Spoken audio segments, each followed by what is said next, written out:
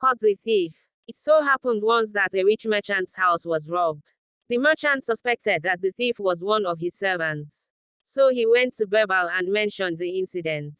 Birbal went to his house and assembled all of his servants and asked who stole the merchant's things. Everybody denied. Birbal thought for a moment, then gave a stick of equal length to all the servants of the merchant and said to them that the stick of the real thief will be longer by 2 inches tomorrow. All the servants should be present here again tomorrow with hair sticks. All the servants went to their homes and gathered again at the same place the next day.